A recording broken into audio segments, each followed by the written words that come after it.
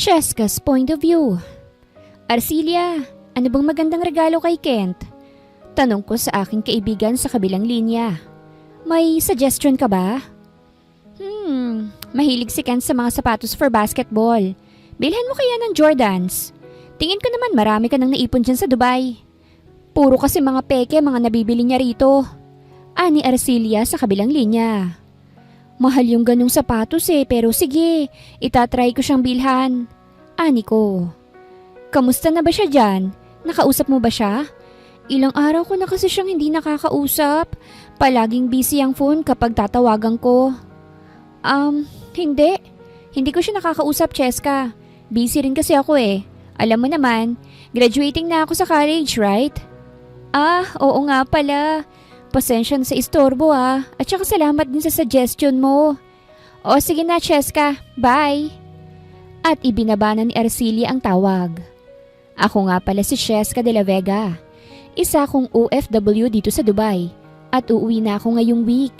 Hindi ko na nga lang sinabi na uuwi ako sa mismo ang kaarawan ni Kent dahil gusto ko siyang sorpresahin. Ilang taon din kasi kaming nagkawalay. At itong unang pagkakataon kong uuwi sa Pilipinas simula nang umapak ako rito.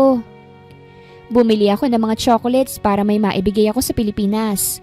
Mga gusto nila mama at papa at ng aking kapatid na si Chelsea.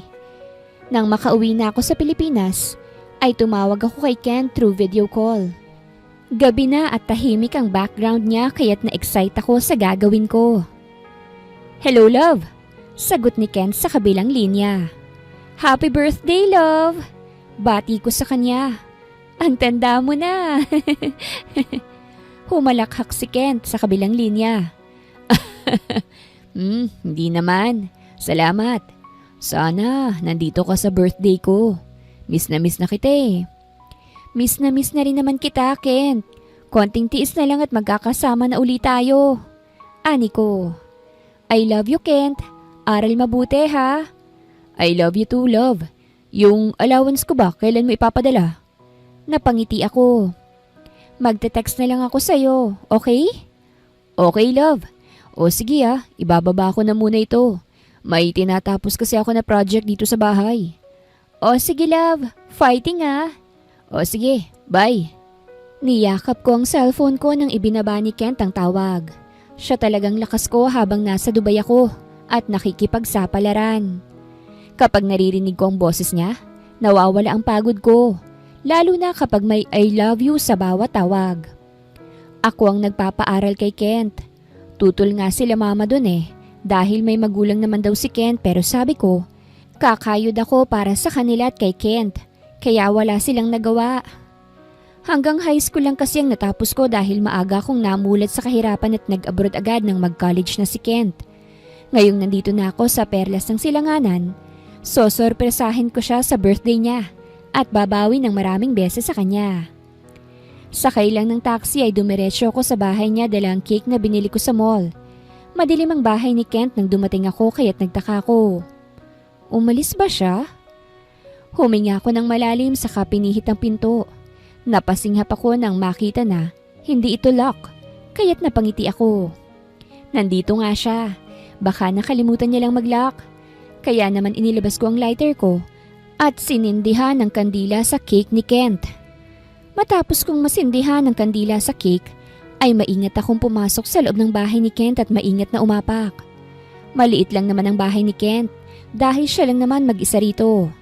Nasa kabilang bayan kasi nakatira ang mga magulang niya.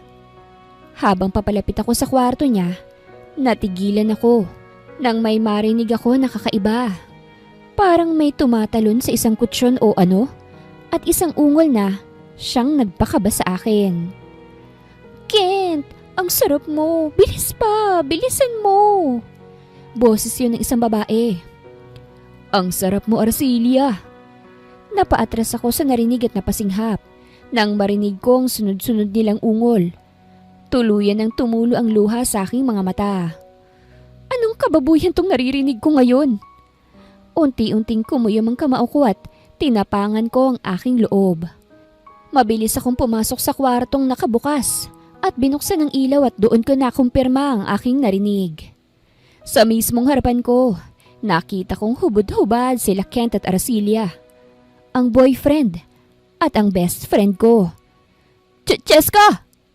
Mabilis na umalis sa pagkakaibabaw si Kent mula kay Arcilia, tinakpan ng sarili. Mga hayop kayo! Sigaw ko at itinapon ko sa pagbumukha ni Arcilia ang cake na may kandila. Hayop ka! Sinugod ko si Arcilia na hindi pa nakaka-recover sa pagtatapon ko ng cake sa kanyang muka at hinila ko ang kanyang buhok. Cheska! Ani Kent at sinubukan pa akong ilayo kay Arcilia ngunit nabulag ako sa aking emosyon. Sinampal ko lang siya sa mukha at nagpatuloy sa aking galit. Mga hayop kayo! Hayop kang babae ka! Pinagkatiwalaan pa kita! Mga hayop!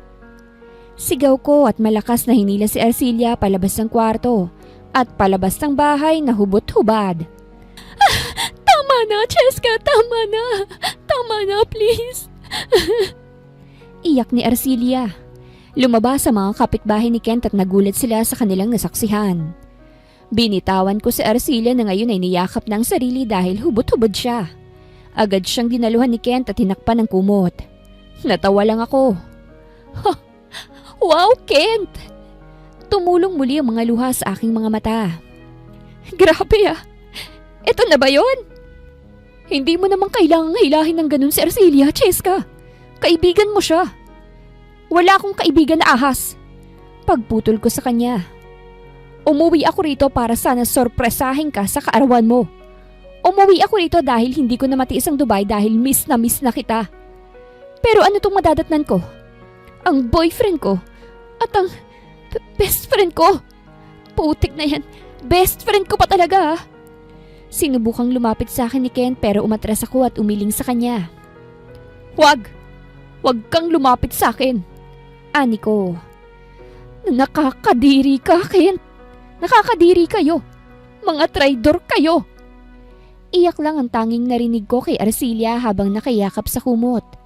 Parang ako pang masama sa kalagayang ito. Cheska. Umiyak din ng walang hiya. Ba't siya umiiyak? Dahil nahuli ko siya?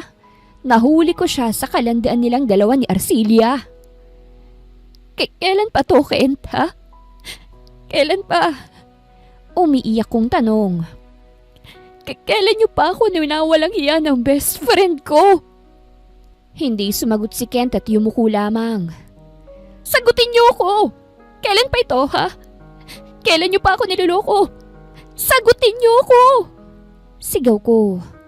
Mukha na akong baliw dahil ako lang ang sumisigaw. Ako lang ang umiiyak ng todo dahil ako lang naman ang nasasaktan. Sila?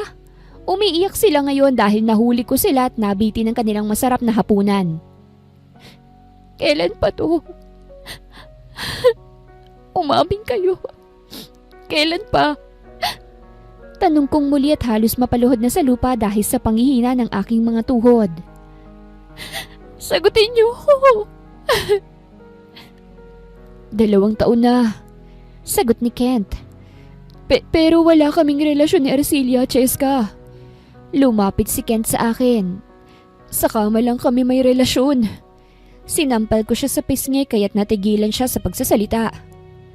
Walang hiya ka! Iyak ko. Walang hiya ka, Kent. Wala kang kwenta. Iyak ko sa harapan niya at pinagsusuntok ko ang kanyang dibdib. Ang laki-laki ng tiwala ko sa'yo.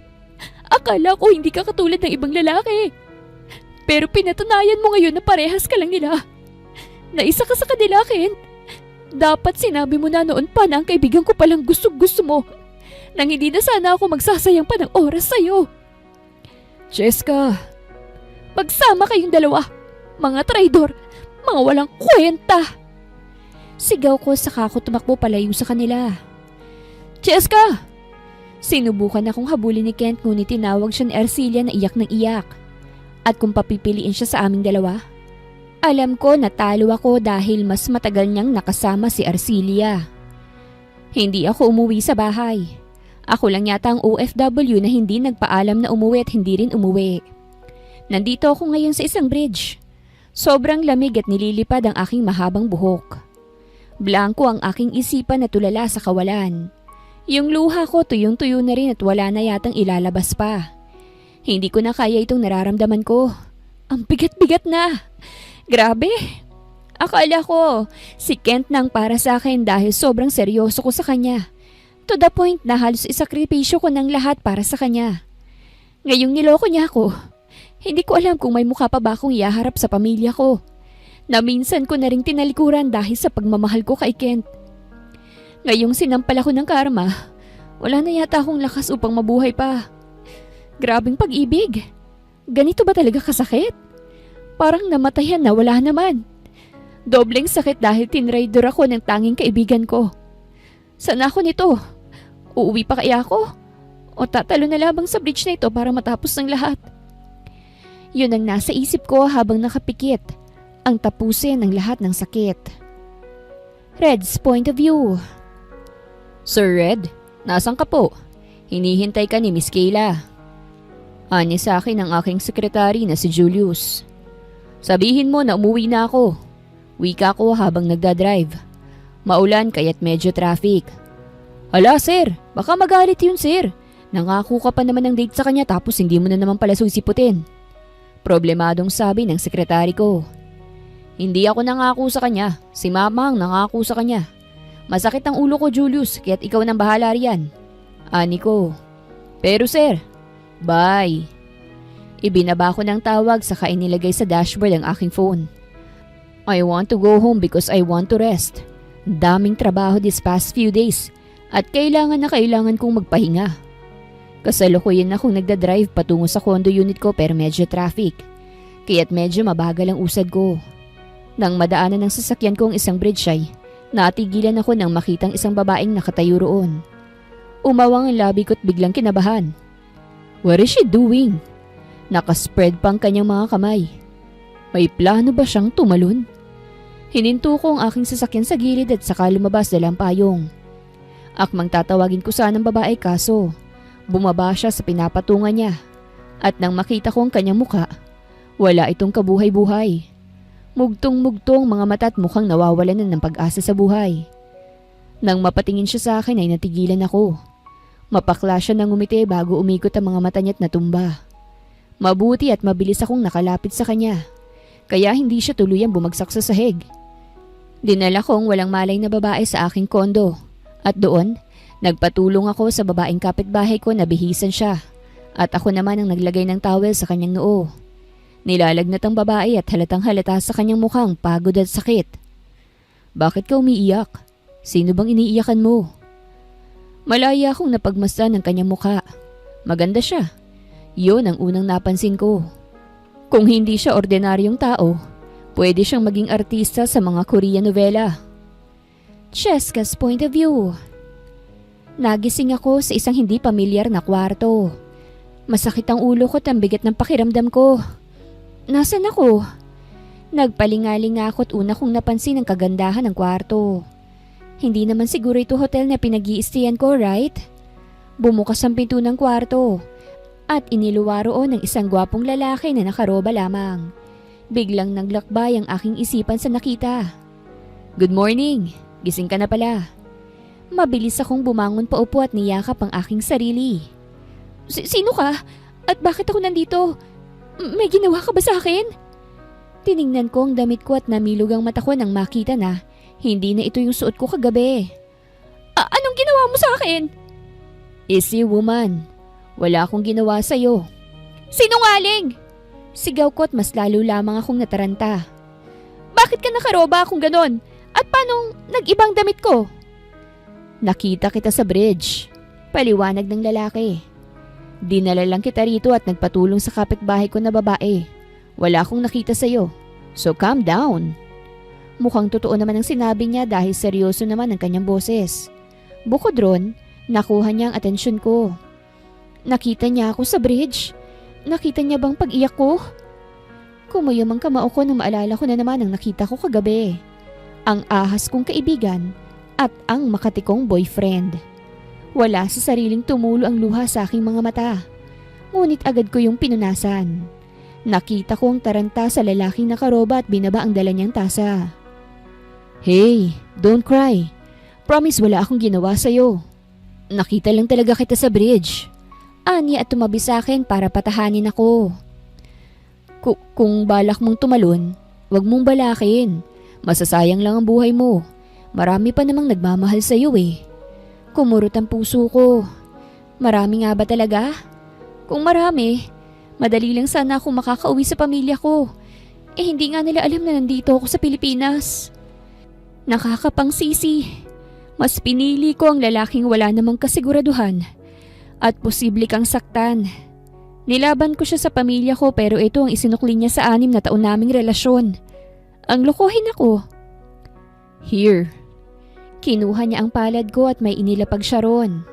Nang tingnan ko ito, umawang ang labi ko nang makita na chocolate ito na kisses. Napatingin ako sa kanya.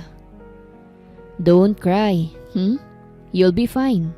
Kung ano man yung dinadala ng dibdib mo ngayon, mapapawi din yan. Anya sa akin. Hindi ko kilalang lalaking to pero medyo napagaan niya ang loob ko. Akmang magsasalita na sana ako nang bumukas muli ang pinto ng kwarto at pumasok ang isang sosyaling babae na namilog ang mata sa kanyang nakita. Namilog rin ang mata ng lalaki sa tabi ko at napatayo. Ma! Kaya naman pala! Ani ng sosyaling babae at malisyoso kaming tiningnan. Kaya pala't hindi mo sinipot si Miss Kayla dahil may tinatago ka palang babae rito sa kondo mo. Namutla ako sa narinig. Ha? Ma! Lumapit ang lalaki sa mama niya. It's not what you think. Ay, huwag mo nang i-deny, iho. Hindi naman ako galit. Ngumiti ng malaki ang mama ng lalaki at saka lumapit siya sa akin. Namutla ako lalo. Ikaw bang girlfriend ng anak ko, iha? Popo, hindi ho. Ay sus, huwag mo nang i-deny, iha. Hindi naman ako galit.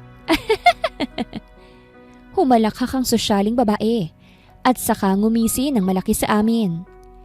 Ilang beses ko na kasing pinapa-arrange ng date itong anak ko para magkaroon na siya ng girlfriend.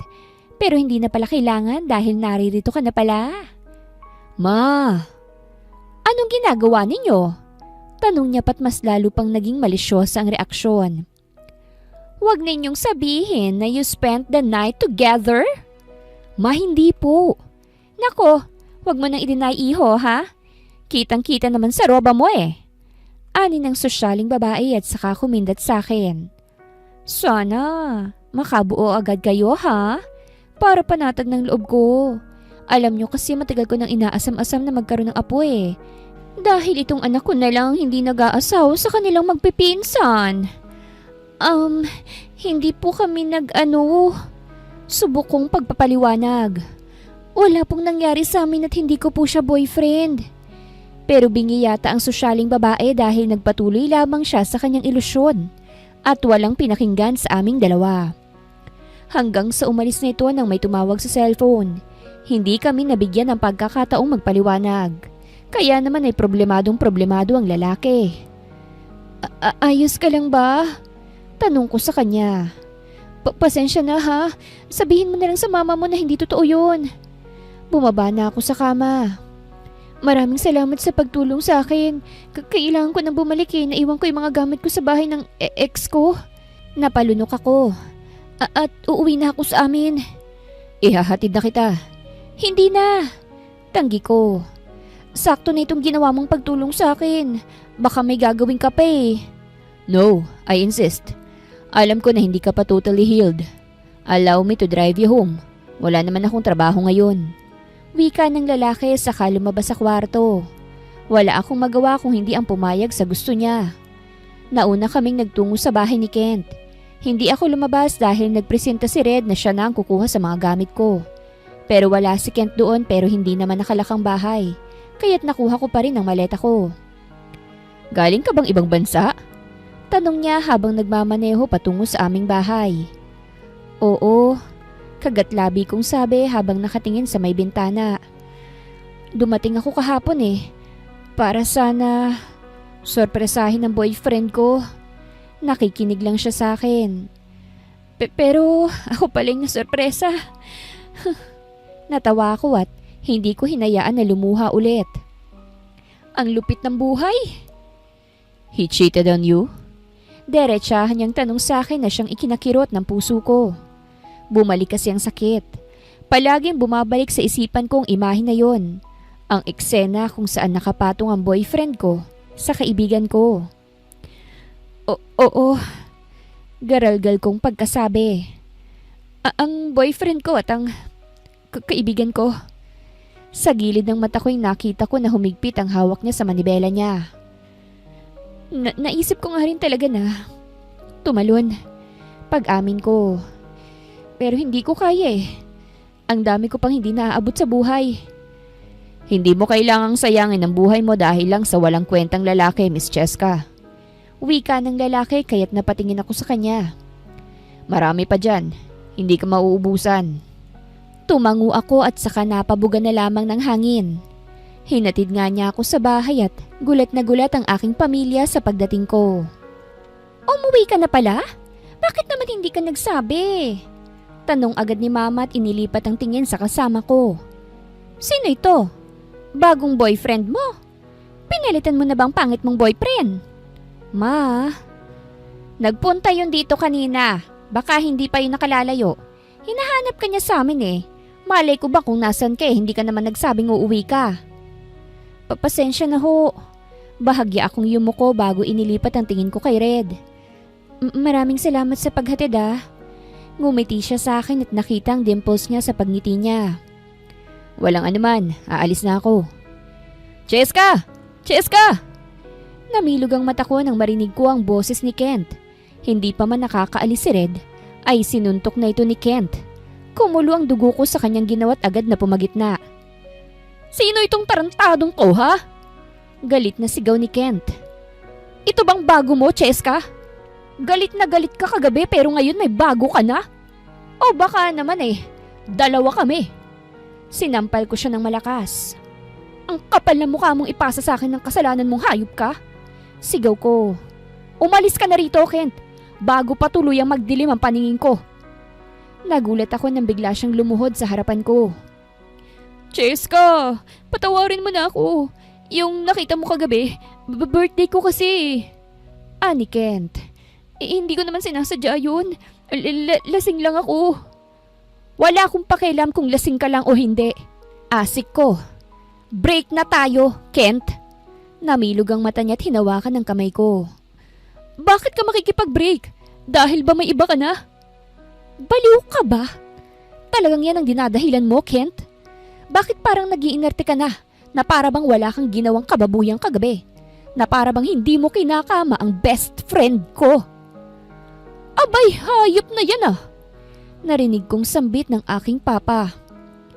Cheska! Umalis ka na! Sigaw ko at saka pumasok na sa loob ng bahay. Gusto man akong habulin ni Ken pero hindi na siya nagkaroon pa ng pagkakataon dahil hinarangan na siya ni Papa. Kaya't wala siyang nagawa kung hindi ang umalis. Nagtagal din sa bahay si Red dahil ginamot namin ang sugat niya.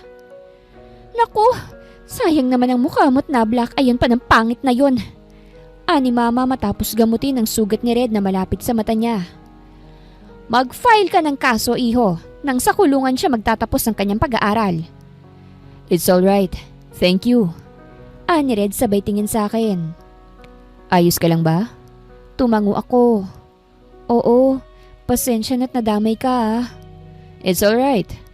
Nagulat ako nang binigyan niya ako ng calling card. Tinanggap ko ito saka napatingin sa kanya. Call me if you want someone to talk to. I'm always available. Tumayo na siya at muling nagpasalamat bago ito umalis. Masaya ang aking mga magulang na nakauwi ako at nawala ang tampo sa kanilang mga puso nang malaman na hiwalay na kami ni Kent. Ayun lang kasi ang hinihintay nila. Ang matauhan daw ako. Hindi na ako babalik sa Dubai. Gustuhin ko man para makabawi sa mga magulang ko ngunit ayaw na nila. Gusto na nilang dito ako sa Pilipinas at mag-aaral na lamang ng kolehiyo sa susunod na pasukan. Ngunit sadyang mas gusto ko talagang magtrabaho. Kaya naman nang ma-hire ako sa isang mamahaling bar bilang waitress. Nagtrabaho agad ako upang mawala sa isipan kong nangyari sa relasyon ko. Ano ba naman to? May panty ni Inday! Anikot na kangiwing inangat ang panty na napulot namin sa isang sofa nang magsara ang bar. Bukod sa pagiging waitress, tagalinis din kami ng mga kalat. Kaya minsan may napupulot talaga kami ng mga hindi kaaya-aya. Gaya na lamang ng panty, brief, iba-ibang laruan para sa, alam nyo na. At ang pinaka-worst, kondom na may laman ng ano ng lalaki. Punit ah! Natatawang sambit ni Rosella, ang aking katrabaho. Mukhang sobrang agresibo yata. Baka loose thread na talaga. Komento naman ni Divine. Alam mo naman minsan yung mga lalaki rito kumukuha lang ng mga babae galing sa labas. Tapos dadalhin dito sa VIP room nila. At ayun, wrestling agad. Hay nako, ang kakalat. Di ba sila naaawa sa mga tagalinis? Natawa na lamang ako saka itinapon sa trash can ng panty. 2 buwan na palang nakalipas simula nang dumating ako sa Pilipinas. At malapit na ring mag2 buwan simula nang magtrabaho ako rito. Matino naman ang bar na ito kahit tutol sila mama at papa. Mga mayayaman kasi kadalasan ng mga umiinom. At kung may babastos man, pinapalabas. Kaya nagustuhan ko rin dito dahil hindi toxic ang paligid. Mga mababait ang mga tao at mga matulungin. 4:00 ng madaling araw na akong lumabas sa bar at dahil wala nang masasakyan sa mga oras na ito, maglalakad na lamang ako. Ngunit hindi pa man nagsisimulang maglakad ay may nakita na akong isang pamilyar na lalaki na nakasandal sa kanyang kotse. Humihikab pa. Nung una, hindi ko nakilalang mukha dahil nagbago ang gupit. Pero nang magkatinginan kami, ay ngumiti siya at nakilala ko na siya. Red! Umayo siya ng tayo saka lumapit sa akin. Mabuti naman at nakilala mo pa ako. Anya sabay ngiti. Kamusta? Mukhang maayos ka na. Inayos ko ang buhok ko saka tumango. Oo, medyo maayos na ako. Ikaw, anong ginagawa mo rito? Paano mo na lamang nandito ako? Nagtanong ako sa parents mo. Anya, galing ako ron kagabi kaso wala ka ron. Ganun ba? Pasensya na, panggabi kasi ang duty ko. Hanggang madaling araw kaya't hindi mo ako mahahagilap sa gabi. Bakit nga pala? Matagal bago siya nakasagot. I want to ask you a favor. Seryosong wika niya. Ano yun? Humakbang siya palapit sa akin at seryoso niya akong tiningnan. Pwede ba kitang maging girlfriend? Napasinghap ako't bumilis ang tibok ng puso ko sa kanyang tanong. Ha? Mama thinks that you're my girlfriend. Anya na. Problemadong problemado. Pinagyayabang niya pa ito sa buong angkan namin. And I wanted to see you. Bigla akong kinabahan sa sinabi niya. Pero hindi mo naman ako girlfriend.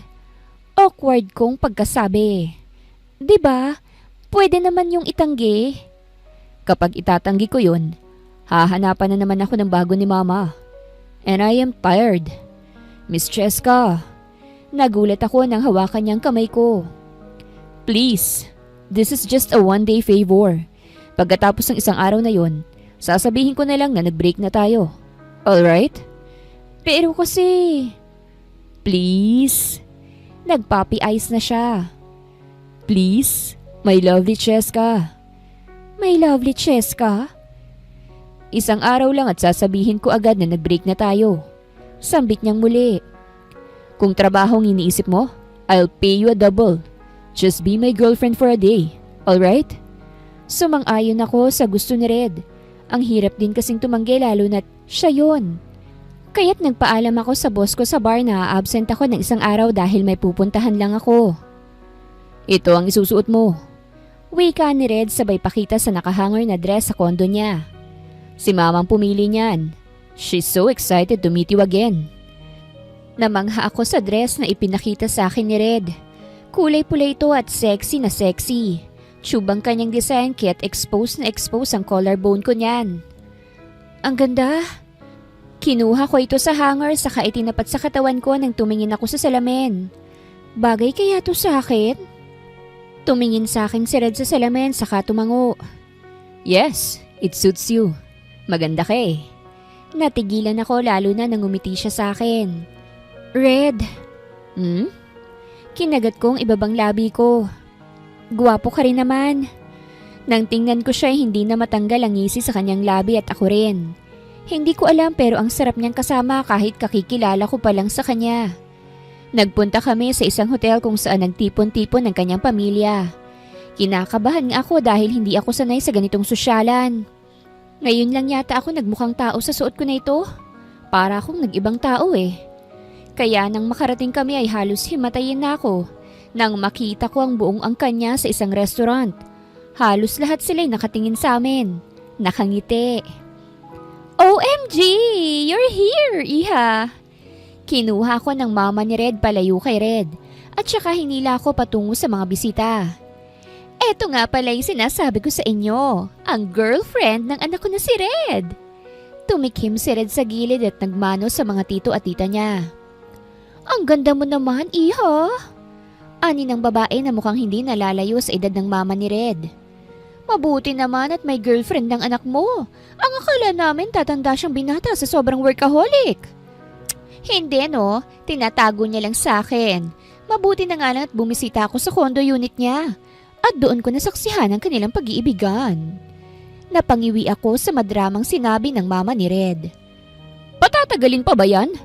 Tanong ng lalaking katabi ng babae. Mukhang asawa ng babae. Si Red na lang ang hindi kasal sa buong angkan. Ang mga pinsan niya may mga anak na. Sila kailan ba? Pinaupo ako ng mama ni Red sa tabi niya at saka ngumisi. Red, tumabi ka nga sa girlfriend mo. Lumapit naman si Red at tumabi sa akin. Kinuha niyang nanginginig kong kamay sa ilalim ng lamesa at saka hinawakan to. Napatingin ako sa kanya. Calm down. Oh Red, kailan ba kayo magpapakasal ng girlfriend mo? Tanong ng lalaki. Wala pa po kaming plano, tito. Sagot ni Red. Hindi naman po kami nagmamadali. Ay, nagmamadali ako, iho. Ani ng mama niya. Gusto ko ng apo. Ilang taon na ba ako? Malapit na ako mag-60. Ang lungkot-lungkot ko na anak. Ilan ba ang gusto mong apo, Rina? Tanong ng lalaki sa kanya. Gusto ko ng 1 dosenang apo. Sagot agad ng mama ni Red. 1 dosena para lahat makikinabang sa yaman ng pamilya namin. Para hindi maputol ang sumpa. Para magpatuloy pa rin ang dugong Lopez. Napalunok ako. Anong klaseng pamilya ba ito? Paramihan ba ng mga anak? Sa bagay, mga mayayaman naman sila. May karapatan silang mag-anak dahil mayaman sila at kaya nilang buhayin. Ang mga mahihirap, anak lang ng anak tapos hindi naman kayang buhayin. May iba nga na naging batang kalye dahil dyan. Humalakhak naman ang lalaki. Abay, kaya mo ba yun, Red Lopez? Ikaw lang nag-iisang anak. Kaya mo bang gusto ng mama mo? 1 dosenang anak raw. Taon-taon manganganak ka, iha. Napalunok ako. Bakit naman ako kinakabahan ng ganito wala namang kaming relasyon? At saka isa pa, magbe-break umano kami ni Red pagkatapos nito. Hindi ko na kailangang mabahala pa. Napatayo ako nang bigla akong maihi. Lahat sila'y napatingin sa akin. Excuse me po. Naiihi lang po ako. O sige iha, Red, samahan mo ang girlfriend mo, baka maligaw rito. Tumayo si Red at saka hinawakan ng kamay ko. Nakita yun ng mama niya kaya't para itong uod na nilagyan ng asin. Kilig na kilig. Let's go. Tumango ako saka lumabas ng restaurant. Wow! Buga ko ng hangin nang tuluyan na akong nakalabas at saka nakahawak sa dibdib ko. Nakahinga rin ng maluwag. Natawa si Red at saka pinagsalikop ang mga kamay namin. Napatingin ako sa kanya dahil doon. Pasensya ka na sa mama ko Anya sa akin. Ako lang kasi ang nag-iisang anak niya at natatakot siya na baka hindi na ako makapag-asawa. Ayos lang. Anikot nagsimula na kaming maglakad patungo sa restroom. Bakit kasi hindi ka pa nag-aasawa? Ilang taon ka na ba? 28. Sagot niya sa akin. I'm still waiting for the right one.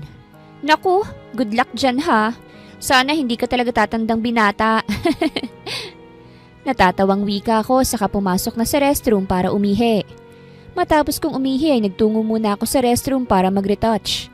At habang ginagawa ko yun, may isang babae ang pumasok at nakilala ko kung sino yon. Cheska? Nakita ko na namutla siya nang makita ko. What are you doing here?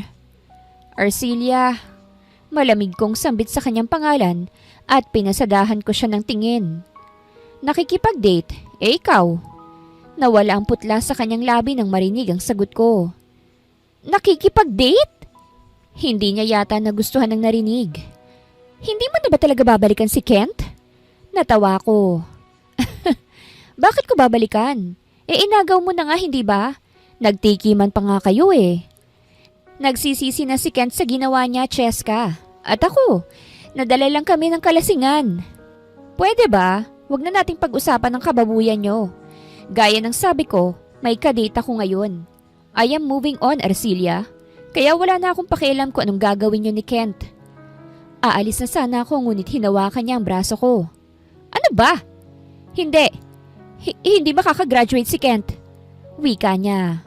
O and so? Wala siyang pabayad sa tuition eh. Kaya hindi siya makakagraduate. Ikaw naman ang nagpapaaral sa kanya, hindi ba? Bakit hindi mo siya bigyan ng pera? O bakit hindi ikaw ang magbigay, Arcilia? Mukhang sarap na sarap naman kayo sa isa't isa eh. Ikaw ang magbigay, hindi ko naman siya anak para ibigay ko ang lahat ng pera ko para sa kanya. Hindi ko siya asawa at hindi ko na siya boyfriend.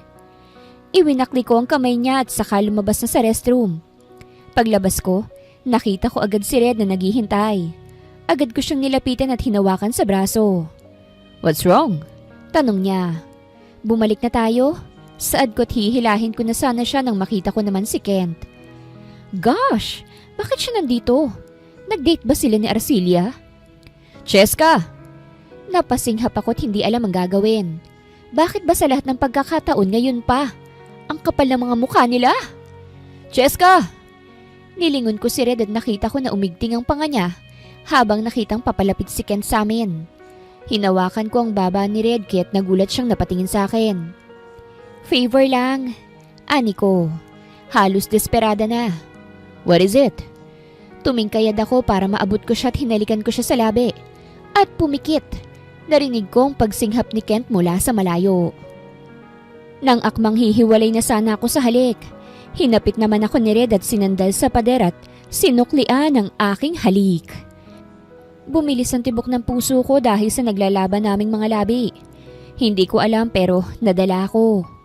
Nang humiwalay siya sa halik, ay pareho kaming hinihingal. Hinawakan niyang mukha ko at nagkatinginan kami. Are you using me right now? May halong aliw na tanong niya sa akin. Ha? Nag-ask lang naman ako ng favor. Ani ko't halos hindi na makatingin sa kanya. Ayaw pa kasi akong tigilan ni Kent hanggang ngayon eh. Hanggang ngayon, sinusubukan niya pa rin makipagbalikan sa akin. Do you want him back? Napatingin ako sa kanya saka umiling. Hindi no, hindi na. Good, then let's go. Effective naman sigurong paghalik mo sa akin dahil umalis na siya. Tumango siya saka bumalik na sila sa restaurant. Magandang araw mga viewers! Ang kwentong ito ay hatid ng Love Series TV. Salamat sa pakikinig! Masaya namang kasama ang pamilya ni Red. Kahit hindi pa nila ako masyadong kilala, hindi iba ang tingin nila sa akin. Kaya't imbis na mag-break na kunwari kami matapos ang araw na iyon, hindi natuloy dahil gusto pa nila akong makita muli. At simula sa araw na iyon, tuluyan ang nagparamdam sa akin si Red sa kanyang nararamdaman sa akin. At tinanggap ko naman yon kaya matapos din ang araw na yon, nagsimula na siyang manligaw sa akin. Red's point of view. Anak, dalhin mo naman si Cheska sa party bukas. Birthday ng pinsan mo eh.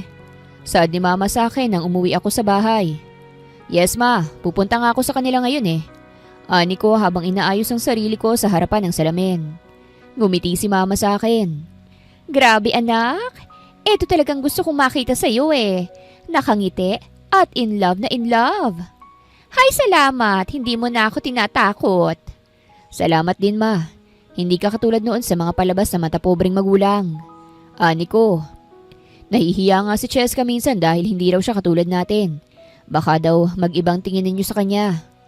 Ano ka ba naman? Wala naman sa estado ng buhay ang pagmamahalan. Sino ba naman ako para pigilan ka anak? Kahit sino pa yan, basta lang mahal mo at kaligayahan mo, hindi ako kailanman tututol. Basta, bigyan mo lang ako ng apo ha? Natawa na lamang ako sa kanya. 3 buwan na palang nakalipas simula nang ma-invite si Cheska sa isang salo-salo. Sa araw ding yun, nagsimula rin akong manligaw sa kanya. 1 buwan din ang tinagal bago niya ako sinagot. At ngayon, 2 buwan na kaming magkasintahan. Hindi naman mahirap magustuhan si Cheska. Siya ang pasok na pasok sa mga tipo ko. Mabait at family-oriented. Isa lang ang pinangako ko sa kanya. Iyon ay ang hindi gagawin ang ginawa ng ex niya sa kanya. Para sa'yo, ani ko. Habang inilahad ko ang bulaklak ng rosas kay Cheska nang makarating ako sa bahay niya. Kita ko ang pamumula ng kanyang pisngi kaya't mas lalo lamang akong napangiti. Salamat, pasok ka. Anya't sabay kaming pumasok sa loob. Welcome na welcome ako sa pamilya niya. Lalo na ang mama niya na kapag pumupunta ako, nilulutuan ako ng specialty nila. I didn't expect na ganito ang magiging pakikitungo nila sa akin. Akala ko nga mahihirapan pa ako dahil mukhang nakakatakot ang papa ni Cheska. At maldita naman ang itsura ng mama niya. Isasama kita sa party bukas ha. Wika ako kay Cheska nang kami na lamang dalawa sa sala nila. Gusto ka daw ulit makita nila mama eh. Yumakap siya sa braso ko. Anong oras ba? May trabaho kasi ako sa bar. Sa gabi pa naman. Sagot ko sabay tingin sa kanya. Mag-resign ka na lang kaya sa trabaho mo. Natatakot na ako para sa'yo eh. Kahit waitress ka, hindi imposible na hindi ka mabastos, babe. Ayun lang kasi ang tumatanggap ng high school graduate. Anya sabay nguso. At saka nag-iipon kasi ako. Ano bang pinag-iipunan mo, ha? Tanong ko sabay hawak sa baba niya. Sa akin ka na lang kaya magtrabaho. Magre-retire na ang sekretary ko. Magandang trabaho. Makakasama mo pa ako palagi. Baka naman hindi lang trabaho ang gagawin natin doon. Anya, at saka mahina niya akong tinampal sa braso. Kilala pa naman kita. Natawa ko. Oh, bakit? Ano bang gagawin natin doon bukod sa magtrabaho? Hindi siya sumagot kaya't inilapit ko ang mukha ko sa kanya. Sagutin mo ako, Cheska. Ano bang gagawin natin doon bukod sa magtrabaho? Bumaba ang tingin ko sa kanyang mapupulang labi. Kanina ko pa yung tinitingnan. Ang sarap halikan. Dinilaan ko ang ibabang labi ko at unti-unting inilapit ang aking labi ng, "Hay naku!" Naitulak ako ni Cheska at napaayos sa sarili nang marinig namin ang boses ng kanyang mama. Bigla akong nahiya at nakagat ang labi, lalo na nang makita ko na natigilan siya. Aba! Nakapamewang pa siya. May plano ba kayong gumawa ng milagro? Nako ha, wag dito oy. Maririnig talaga yan ng mga kapitbahay. Hala kayo? Ma, hindi. Tanggi ni Cheska at nagtago sa likod ko. Nako, saka ng pagbubuntis ha. Magkondom ka iho kung kinakailangan. 23 pa lang yung anak ko at hindi pa yan kailanman nagagalaw ng ex niyang isang hangin lang. Lilipad na ang katawan. Ani mama niya. Ikaw naman 28 na, matured na mag-isip. Yung anak ko, kahit ganyan yan, isip bata pa yan. Kaya't ingatan mo ha. Kasal muna bago buntis. I understand po. Ani ko sa mama niya. Pero wala po kaming ginagawa. Pero gagawa pa lang. Ani mama. Mga kabataan talaga mapupusok. Hay nako, makaalis na nga. Nang makaalis na ang mama niya ay umalis na si Cheska mula sa likod ko at hindi na umimik. Siguro hiyang-hiya siya kaya't niyakap ko na lang siya saka hinalikan sa noo. The next day, naghanda na ako para sa birthday ng aking pinsan na si Donald. Sa hotel gaganapin ang kanyang birthday kaya mga formal na suot ang gagamitin. Nandito ako ngayon sa powder room ng mga lalaki. Inayos ko ang necktie ko saka inayos din ang buhok. Si Cheska naman kasama sila mama, kaya hindi na ako dapat mag-alala pa. Paglabas ko sa restroom, nabangga akong isang babae kaya't napaupo siya sa sahig. Sorry, nilahad ko ang aking kamay upang tulungan siyang makatayo. Ngumiti naman siya sa akin saka tinanggap niya ang kamay ko. Salamat! Anya, at nanatili pa rin siyang nakahawak sa kamay ko. Ikaw ba si Red Lopez? Ang bagong boyfriend ni Cheska? Who are you? Tanong ko. Hinaplos niya ang katawan ko at napatras ako nang inilagay niya ang kanyang palad sa aking dibdib. Totoo palang naririnig ko na big time ang bago niya. Humagikik siya. Ang bango mo ah. Get off me. Ani ko saka inalis ang palad niya sa dibdib ko. Napasinghap naman siya sa ginawa ko. Oh my gosh! Humagikik siya. Ang gwapo mo at hindi ka easy ah. mukhang mahihirapan ako sa'yo. Kumindat siya saka bumulong. Kung gusto mong hindi bubulabugin ni Kent ang buhay ni Cheska, sumama ka sa akin, baby boy. Nag-flying kiss siya sa akin bago ako nilagpasan at iniwan na kunot ang noo. Who the hell is she? Napailing na lamang ako saka bumalik na sa event kung saan naghihintay na ang girlfriend ko. Cheska's point of view. Kinantahan namin ng happy birthday ang pinsan ni Red. Nasa tabi ko lamang siya habang hapit-hapit ang bewang ko. Ibang-iba talagang birthday ng mga mayayaman. Sosyal na sosyal. At kung sino lang ang invited, sila lang talaga. Pati ang mga pagkain, mga sosyali na kahit ako na hindi naman mayaman, nahihiya sa kakainin dahil ang mga pagkain mas mahal pa sa suot ko. Did you enjoy the party? Tanong sa akin ni Red habang yakap niya ako mula sa likuran. Nasa hardin kami ngayon, nagpapahangin at katatapos lang ng party. Oo, marami akong natikman na masarap, lalo na yung chocolate fountain. Ang sarap noon. Pagkukwento ko, ibinaon niya ang kanyang mukha sa aking leeg kaya't medyo nakiliti ako. Salamat, Red ah. Pasasalamat ko. Ngayon ko lang naranasan ng mga ganito. Ang alin? Ang party? Umiling ako. Hindi. Humawak ako sa braso niyang nakayakap sa akin.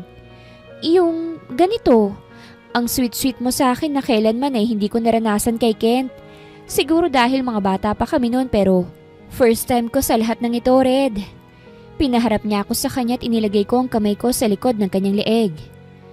You are my first girlfriend. Wika niya sa akin. At hindi na ako maghahanap pa ng iba, Cheska. Kaya itong chance na ibinigay mo sa akin, hindi ko sasayangin yun. I'll make sure that you will end up with me, no matter what.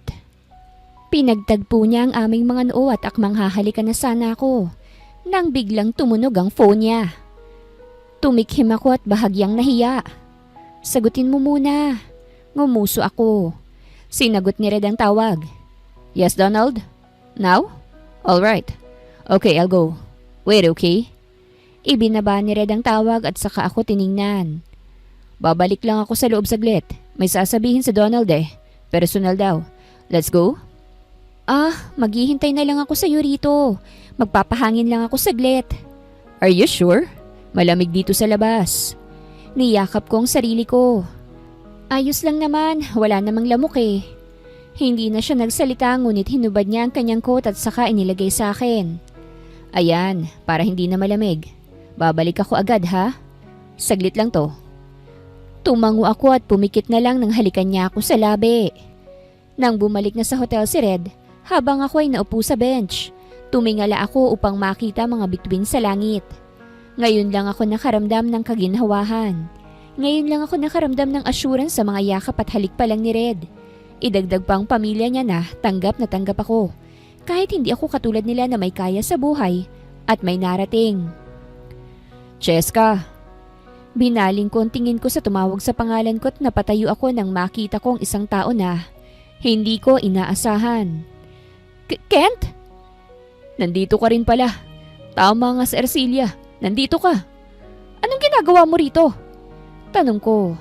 Pinasadahan niya ako ng tingin at kita ko ang mangha sa kanyang mga mata. Ibang-iba ka na. Wika niya.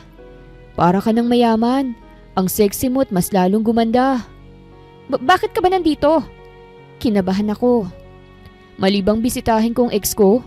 Tanong niya. Ilang buwan din kitang hindi nakita tapos ngayon ibang-iba ka na. Ganyan siguro kapag big time ang boyfriend mo, no? Kung wala ka nang sasabihin sa akin na alis na ako, ayokong magsayang ng oras sa isang katulad mo. Aalis na sana ako sa hardin nang mahawakan niya ang braso ko na siyang nagpatigil sa akin. Ano ba? Singhal ko sa kanya. Bitawan mo nga ako. Hindi ko pa rin tanggap na wala ka na sa akin. Ilang taon na akong naghintay na makauwi ka. Yun lang naman ang nakita mo eh. Pero inamin mo na 2 taon yun na akong niloloko. Pwede ba? Naka-move on na ako sa'yo. Humigpit ang hawak niya sa braso ko kaya't nakaramdam ako ng takot. 6 na taon tayong magkarelasyon, Cheska. Hindi ko ba nasasayangan dun? Hindi. Ang pakikipaghiwalay sa'yo ay siyang pinakamagandang desisyong nagawa ko sa buhay ko. Kent, bitawan mo na ako. Pero napatili na lamang ako nang bigla niyang hinapit ang aking bewang palapit sa kanya at sapilitan akong hinalikan sa labi. Napasinghap ako sa ginawa niya at sinubukan siyang itulak. Pero mas idiniin niya ang kanyang sarili sa akin. What's the meaning of this? Nanghina si Kent sa narinig niya kaya't naitulak ko siya at pinunasan ng labi gamit ang kamay. Nang binalingan kong nagsalita, namilog ang mata ko nang makita ko si Tita Rina. Tita! Namutla ako. Niloloko mo ba ang anak ko, iha? Tanong ni Tita Rina at kita ko ang galit sa kanyang mga mata. Don't you deny it! I saw it! Umiling ako. Tita, hindi ko niloloko si Red. Girlfriend ko siya, ma'am. Pagsabat naman ni Kent. 6 na taon na kami. Kent! Tama na, please. Bakit mo ba to ginagawa? Hinarap ko ulit si Tita. Tita, I swear, hindi ko niloloko si Red. Hiwalay na po kami ni Kent at ang nakita mo, pinuwersa niya ako. Ayaw ko pa naman sa lahat ay ang niloloko ang nag-iisang anak ko, iha. Malamig na sambit ni Tita. Suportado kong anak ko. I liked and accepted you because you are my son's happiness. Ayaw ko siyang mag-isa sa buhay kapag nawala ako sa buhay niya. I accepted you kahit sobrang layo mo sa estado namin. Pero ano itong ipinakita mo sa akin ngayon? Umiling ako at sinubukan kong lumapit sa kanya. Tita, maniwala po kayo sa akin. Mahal ko si Red at hindi ko siya niloloko. Sinampal niya ako kaya't doon na tuluyang tumulo ang luha sa aking mga mata. Don't you dare lie to me! I saw it with my own eyes. Giit ni Tita Rina at dinuro ako. Nagustuhan pa naman kita para sa anak ko. Pero nagbago ng isip ko sa'yo. You are a slut. Huwag ka nang bumalik rito. Huwag ka nang lumapit sa anak ko. Ayokong mapaligiran ng malalandi ang anak ko. Tita! Jessica! Bumuhos ang luha sa aking mga mata nang umalis si Tita. Humarap ako kay Kent at saka malakas siyang sinampal. Natigilan siya sa ginawa ko. Masaya ka na? Masaya ka na ba, Kent? Sigaw ko habang umiiyak. Ayun! Nasira na ako sa mga mata ng ina ng mahal ko. Masaya ka na ba? Hindi siya nagsalita. Ngayong nagawa mo ng gusto mo, umalis ka na sa buhay ko at huwag ka nang magpapakita sa akin. Ani ko saka tumakbong palayo. Hiyang-hiya na ako. Parang ayaw ko nang humarap muli kay Red at sa pamilya niya. Red's point of view. Thank you, Red. Sobrang ganda ng regalo mo sa akin. Nagustuhan ko. Ani Donald saka tinapik ang balikat ko. O sige na, mauna na kami. Naantok na ang asawa ko eh. Nasa sasakyan na. Hinihintay na ako eh. Sige Donald, salamat din. Tiningnan kong relo ko at halos 20 minutes ang tinagal sa usapan namin ni Donald. Napahaba kasing usapan namin kaya't hindi ko namalayan ng oras. Excuse me? Kumunot ang noo ko nang makita kong muli ang babae. Ngayon nakilala ko na siya. Are you trying to seduce me? Agad kong tanong. Tumawang babae saka inubos ang red wine niya. Why are you here anyways? You're not invited. Oo nga eh, sayang. Dapat nga magpasalamat si Cheska sa akin dahil kung hindi niya kami nahuli ni Kent, hindi niya mararanasan ang ganitong klase ng buhay. Humagikhik siya. Nandito pala si Kent. Sigurado ako na gandang-ganda na yun kay Cheska. Umigting ang pangako sa narinig at hinawakan ang braso niya nang sinubukan niya akong hawakan. Humigpit ang hawak ko kaya't kita kong bahagya siyang namutla. Aray! What do you want? Hindi ka ba nahiya? You betrayed your friend. And now you're trying to seduce me na hindi naman gumagana? Umigting ang pangako. Gusto mo bang ipakulong ko kayo? Bitawan mo ko, please! Anong gagawin ng tarantadong yun sa girlfriend ko, ha? Madilim kong tanong. Gustong makipagbalikan ni Ken kay Cheska. Pag-amin niya't nagpupumiglas siya sa hawak ko. Kaya plano kong landiin ka para magkabalikan na sila. Binitawan ko siya kaya't napasinghap siya. Inayos ko ang necktie ko saka lalabas na sana ako sa hotel nang makasalubong ko si Mama. Galit na galit ang kanyang mukha. Ma, what's wrong? Mabuti naman at andito ka na. Hiwalayan mo na ang girlfriend mo. Anya na siyang ikinagulat ko. She is a cheater. I saw her with a man. They kissed. You deserve better, anak. Huwag kang mag-alala. Hahanapan kita ng mas nababagay sa'yo. Umawang ang labi ko. Did you do something to her? Well, hindi ko napigilan ang emosyon ko. Anya. I slapped her and I said hurtful words. That's what she get for cheating on you, son. She's not cheating on me.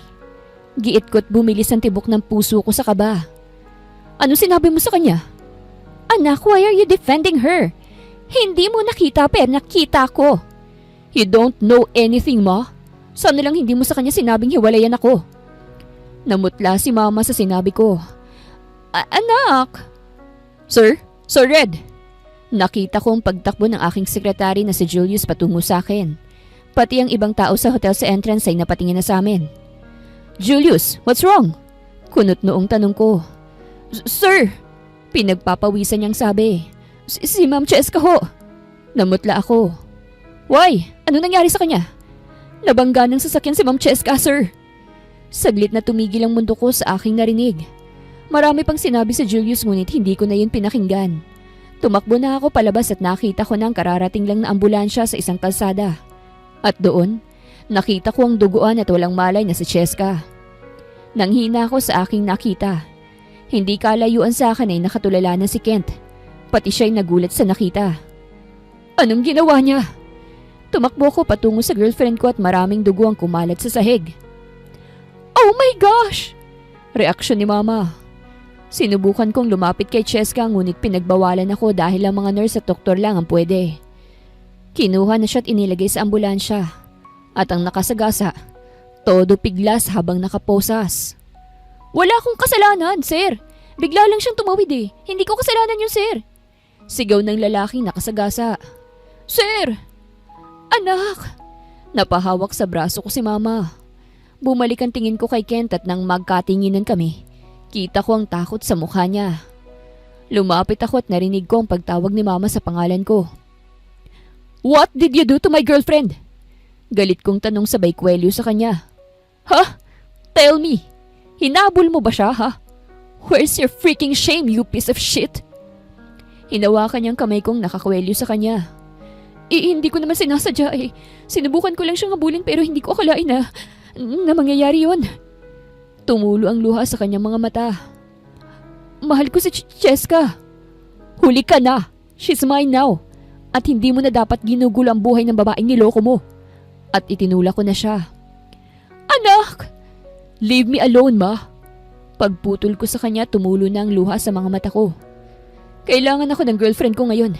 I need to go. Dali-dali akong sumakay sa kotse ko at mabilis na nag-drive patungo sa ospital kung saan dinala si Cheska. Marami ang dugong nawala sa kanya at wala rin siyang malay. Marami kami ang nagtulong-tulong upang makahanap ng dugo.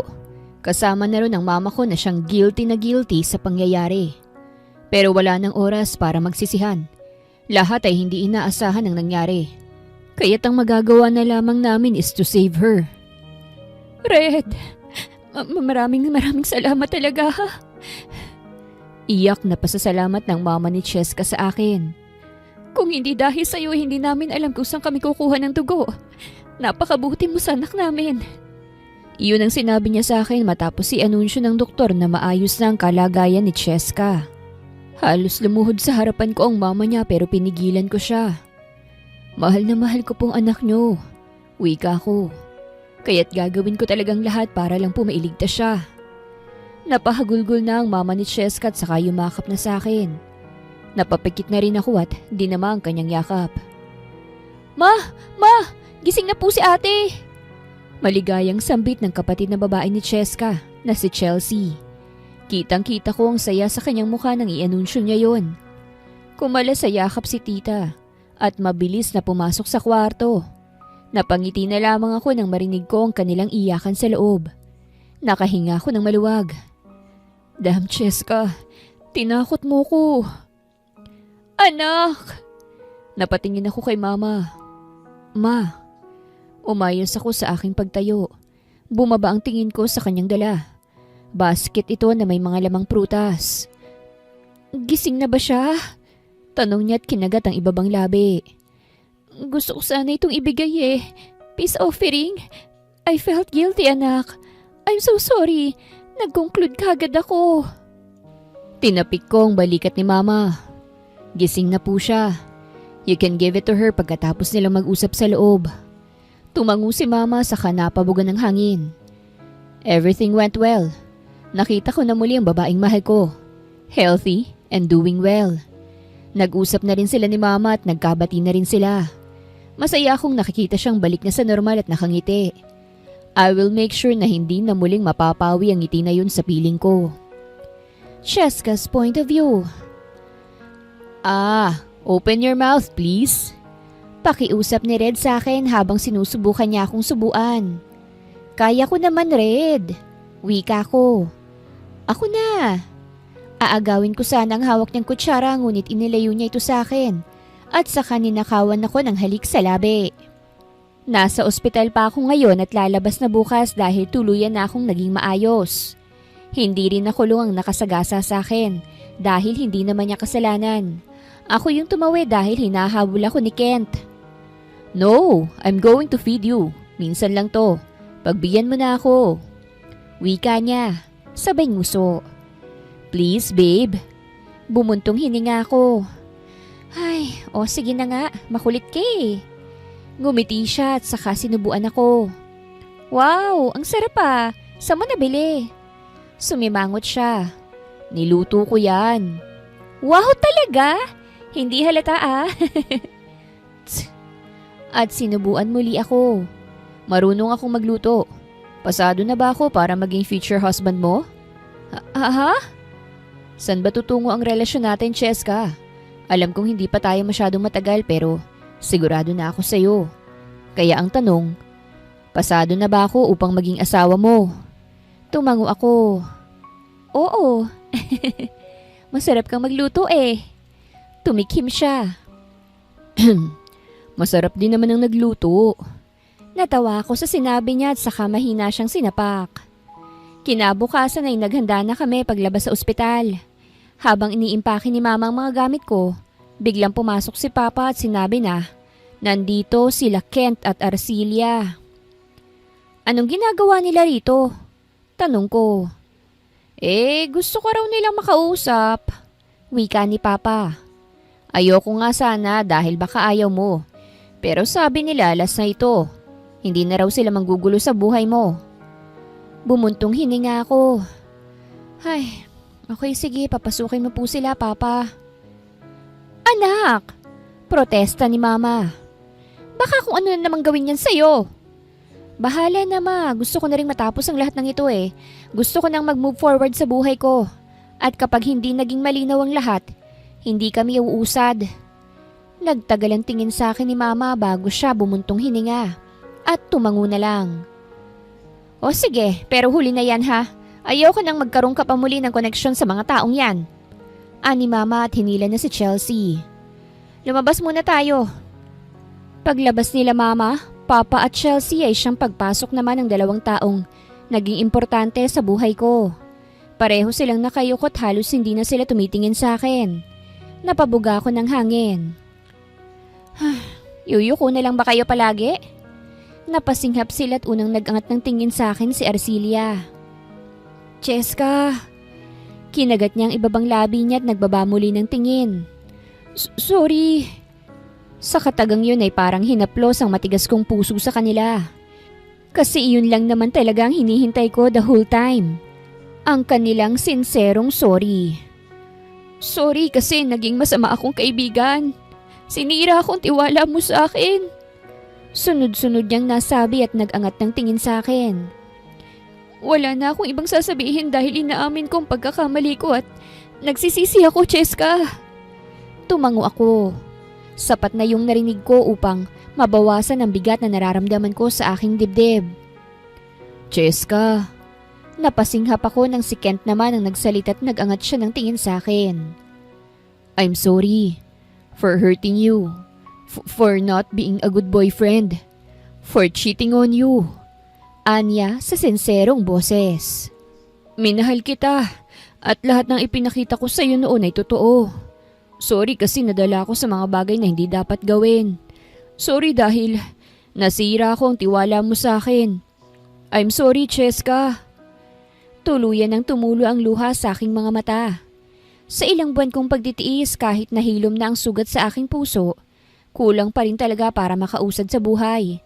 At ito na nga yun, ang pinakahihintay ko sa lahat. Ang sorry nila. Nagsisisi ako sa ginawa ko. Naging masama ako sa'yo. Kahit na mali ang ginawa ko, ipinilit ko pa rin ang sarili ko sa'yo. I'm sorry for my behavior. You are the best girl I've met, Cheska.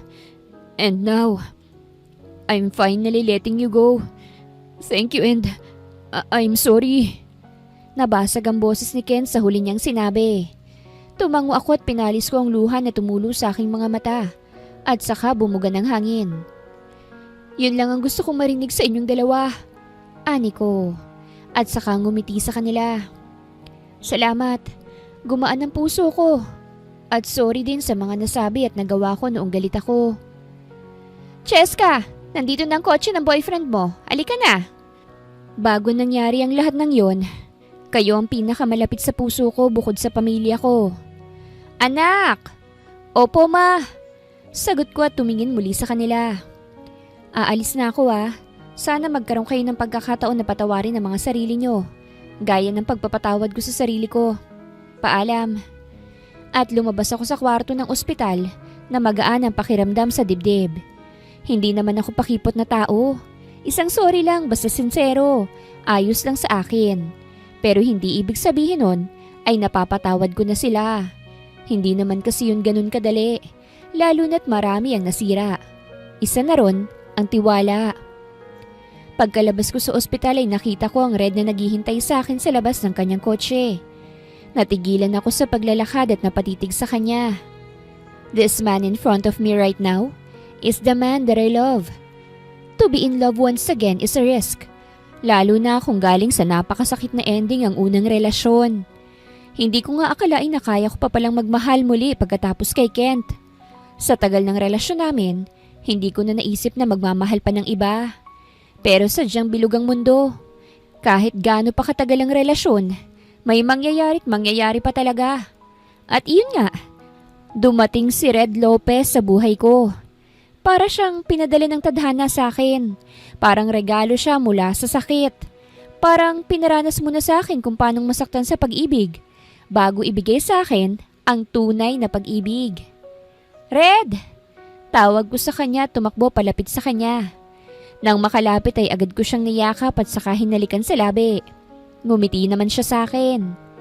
Masaya akong makita kang masaya, Cheska. Maayos na bang pakiramdam mo? Tanong niya sabay hapit sa bewang ko. Oo, maayos ang pakiramdam ko, babe. Sabi ko. May hinanda ako sa bahay niyo mga niluluto ko. Kinarir mo na yata ang pagiging cook mo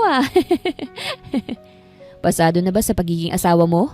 Tanong niya sa akin. Pasadong pasado, babe. Binuksan niya na ang passenger seat at saka tiningnan ako. Let's go. Marami ang naghihintay sa pagdating mo. Tumango ako at saka pumasok na sa loob ng kanyang kotse. Lumipas ang ilang buwan. Mas lalo lamang naging malalim ang aming pag-iibigan. Mas lalo lamang itong naging matibay kahit may konting pagsubok na dumating sa buhay. Marami akong natutunan sa relasyon na ito na hindi sa lahat ng bagay nasa iyo nakasentro ang atensyon. May balance, lalo na nang magsimula na akong mag-aral sa kolehiyo sa edad na 23 at naging busy rin si Red sa kanyang trabaho. Pero kahit busy kami, hindi pa rin nawawala ang pag-iibigan at tiwala sa isa't isa. Kaya naman ay umabot ng ilang taon ang relasyon namin. Dahil mas pinili naming magtulungan upang hindi masira ang isa't isa. Gaya ng sabi ng karamihan, romantic relationship is consist of two people who love each other. Kung isa lang ang sumubok na i-work, hindi na yun relasyon. Kaya naman sa mismong Valentine's Day ng aming school sa kolehiyo, bigla na lamang nawindang ang lahat.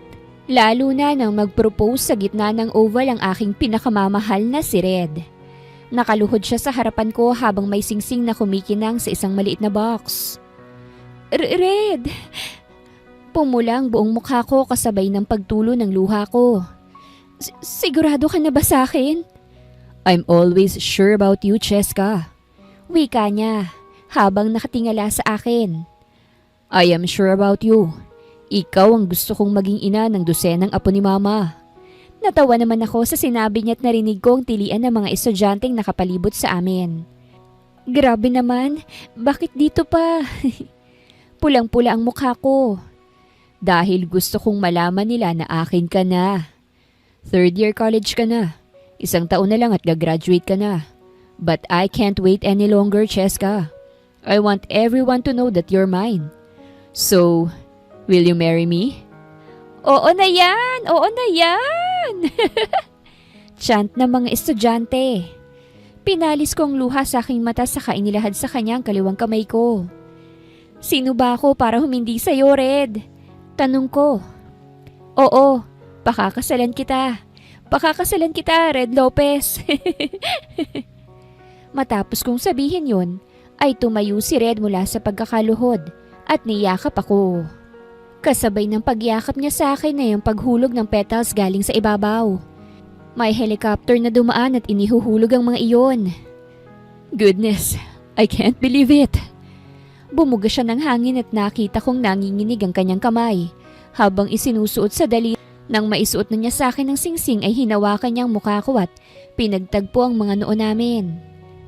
I love you so much. Ulit niya. I love you too, Red. Thank you for letting me experience how to fall in love once again. At napapikit ako nang hinalikan niya ako sa labi sa harap ng mga tao sa aming paligid. 1 taon yata kaming engaged ni Red bago kami kinasal. 1 araw lang matapos kong makuhang diploma ko ay kasal agad. Kaya't sobrang ganap sa buhay ko dahil doon. At ngayong naikasal na ako, isa lang ang masasabi ko sa mga taong takot umibig muli. Don't be afraid to fall in love once again. Wakas!